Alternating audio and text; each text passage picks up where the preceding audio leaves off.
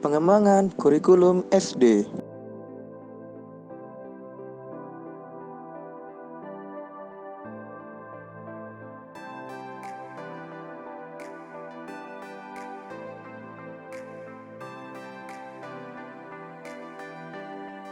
Kurikulum tahun 1968.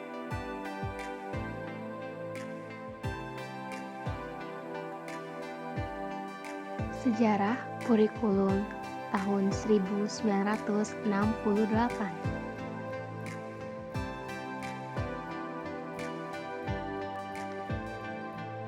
Yang pertama, perubahan.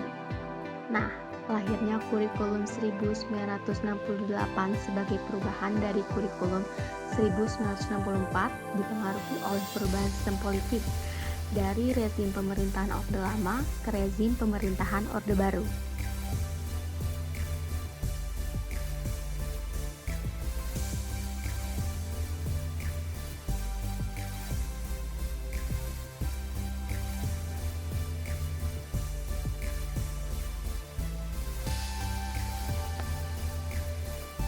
Yang kedua adalah pergantian.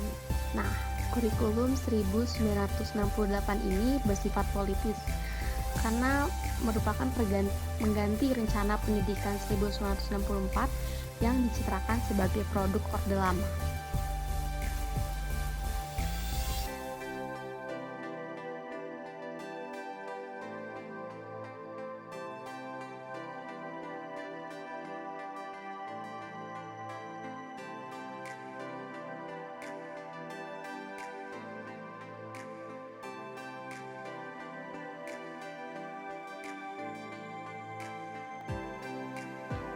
Tujuan kurikulum 1968.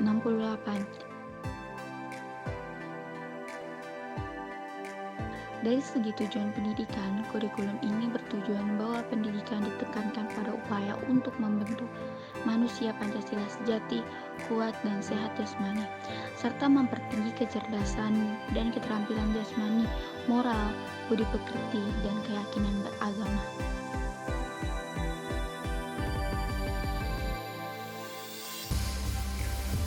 Ketentuan-ketentuan dalam kurikulum 1968.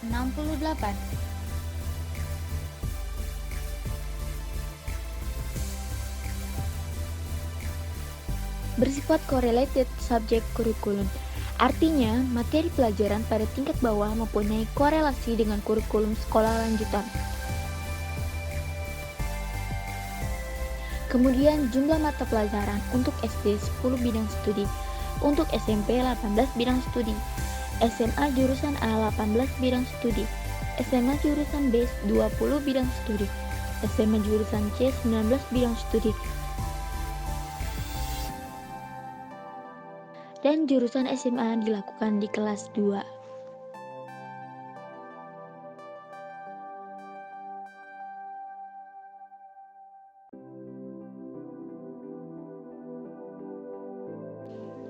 Konsep kurikulum tahun 1968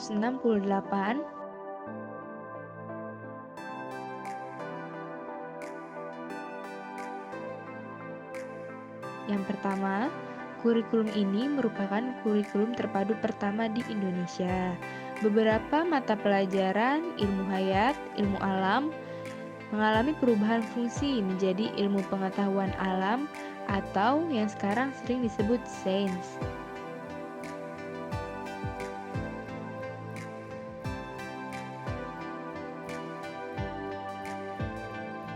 Yang kedua, struktur program dibagi menjadi 1. Pembinaan jiwa Pancasila, 2. Pengetahuan dasar, dan 3. Kecakapan khusus. Yang ketiga, struktur program untuk sekolah dasar. Program pembiruan jiwa Pancasila meliputi mata pelajaran 1.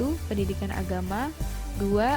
Pendidikan kewarganegaraan, 3. Pendidikan bahasa Indonesia, 4. Bahasa daerah, dan 5. Pendidikan olahraga.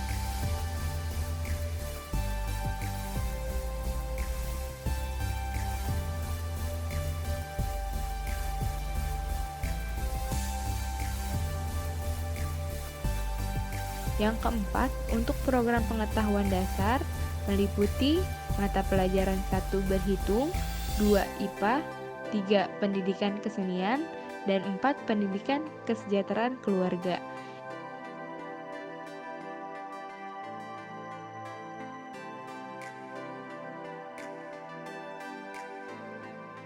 Yang kelima, untuk program kecakapan khusus meliputi mata pelajaran pendidikan khusus.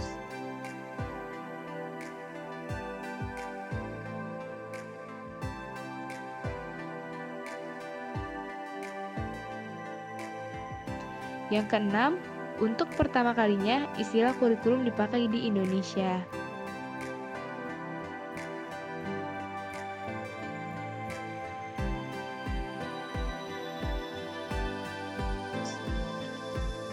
Struktur kurikulum 1968 adalah sebagai berikut.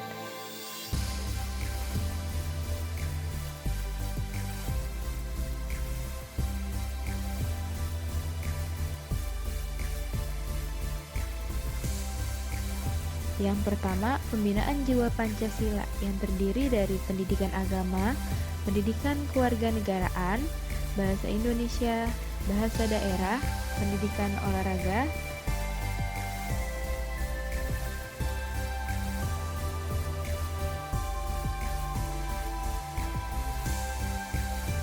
yang kedua, ada pengembangan pengetahuan dasar yang berisi berhitung, IPA, pendidikan kesenian, pendidikan kesejahteraan keluarga.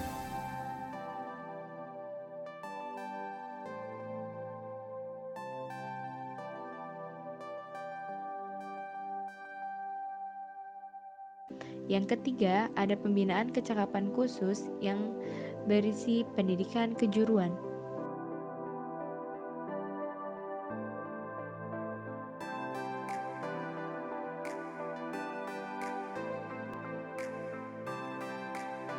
Kelebihan dan kekurangan kurikulum 1968.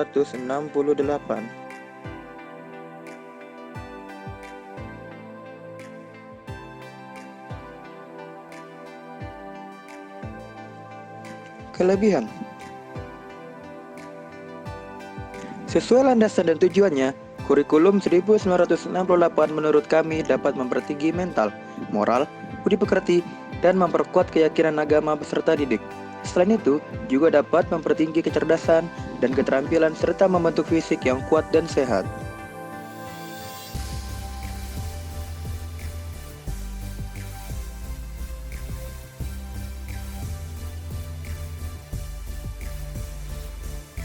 Kekurangan. Seperti halnya kurikulum 1964, kecenderungan terdapat hanya pada aspek moral, juga pembentukan pribadi, yang hanya difokuskan secara individual saja. Akan tetapi, pengetahuan sosial tidak menjadi pengetahuan yang mendasar pada kurikulum ini.